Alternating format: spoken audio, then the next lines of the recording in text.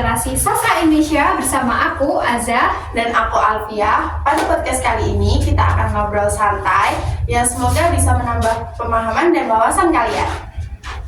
Di pembahasan kali ini tidak hanya membahas mengenai teori saja, tetapi kami juga memberikan pendapat tentang bagaimana periode Pujangga Baru memberikan pengaruh terhadap perkembangan sastra di Indonesia. Betul sekali. Jadi semoga pembahasan kali ini mudah dipahami dan tetap menambah wawasan.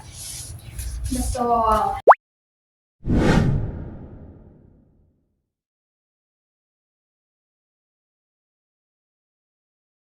Nah, kalau menurut aku, periode Pujangga Baru ini menjadi salah satu masa penting dalam perkembangan sastra Indonesia.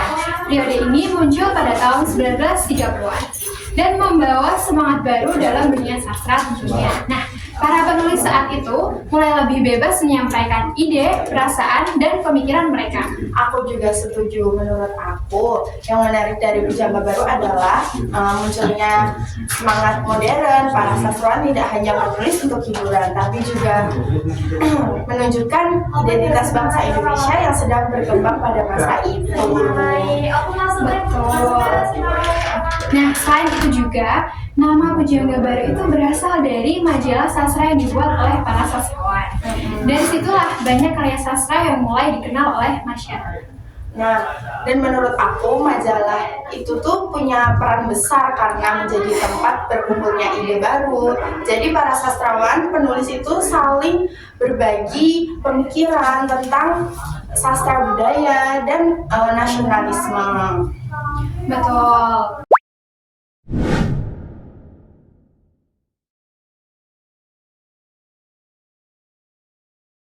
Kemudian kalau membahas mengenai ciri-cirinya, menurut aku karya sastra pada periode ini lebih modern dibandingkan angkatan sebelumnya. Nah, bahasa yang digunakan juga lebih teratur dan indah.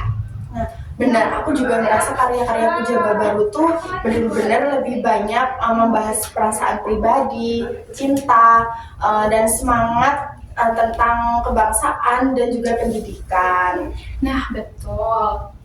Kemudian menurutku juga para penulis saat ini tuh mulai berani mengungkapkan isi pemikiran mereka sendiri. Jadi karya sastra tidak hanya mengikuti aturan lama, tetapi pada masa itu tuh lebih bebas.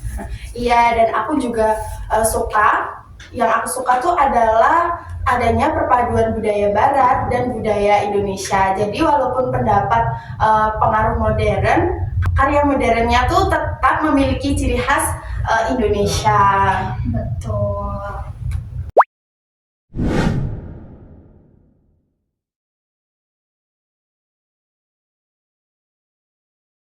Nah, kalau berbicara tentang tokoh-tokohnya, itu ada beberapa nama yang terkenal seperti Sultan Takdir Alis Jabana. Nah, kalau menurutmu itu tokohnya itu seperti apa sih? Kalau menurutku tuh Sultan Takdir Alis Jabana adalah tokoh yang sangat berpengaruh karena beliau memiliki pemikiran yang maju tentang pendidikan dan modernisasi. Betul. Selain itu juga ada Amir Hamzah. Nah, sastrawan Pujangga Baru. Nah, kalau menurut aku, karya-karyanya itu terkenal sangat puitis dan menyentuh perasaan. Aku juga suka gaya bahasa dari Amir Hamzah karena tuh terasa indah dan mendalam. Banyak puisinya yang membahas cinta dan kehidupan juga. Nah, betul banget. Lalu yang terakhir itu ada Armin Jempane, sastrawan Indonesia Pujangga Baru. Kalau menurutmu itu tokohnya bagaimana sih, Al? Kalau menurutku karya Armin Pane menarik karena tuh lebih banyak menggambarkan kehidupan manusia, konflik batin. Jadi pembaca itu bisa memahami perasaan dari penulisnya. Okay.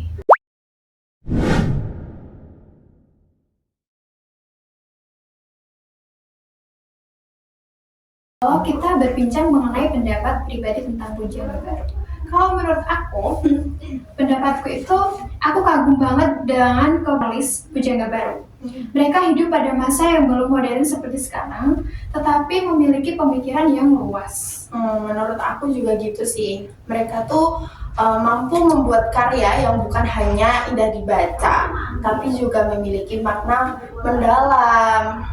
Nah, aku juga merasa begitu. Kalau membaca karya sastra pada periode ini tuh membuat kita lebih memahami sejarah perkembangan bangsa dan Indonesia dan sastra Indonesia. Ya, dan menurutku generasi sekarang tuh masih bisa banget belajar banyak dari semangat mereka, terutama tentang kreativitas dan keberanian menyampaikan ide. Betul banget. Selain itu, karya sastra pada Pujangga Baru ini juga menunjukkan bahwa pendidikan dan kebudayaan itu memiliki hubungan yang sangat penting. Iya, karena melalui sastra juga kan masyarakat bisa belajar cara berpikir, memahami kehidupan, dan menghargai budaya sendiri. Nah, jadi dengan pembicaraan kita berdua ini dapat disimpulkan bahwa periode Pujangga Baru merupakan masa penting dalam perkembangan sastra Indonesia karena membawa semangat modern, nasionalisme, dan kebebasan berpikir. Nah, selain itu juga, tokoh-tokoh pada masa itu juga memberikan pengaruh besar terhadap perkembangan karya sastra di Indonesia hingga sekarang. Nah, semoga pembahasan di podcast kita kali ini dapat menambah pengetahuan dan membuat teman-teman itu lebih tertarik mempelajari sastra Indonesia. Sekian podcast kita kali ini. Dadah!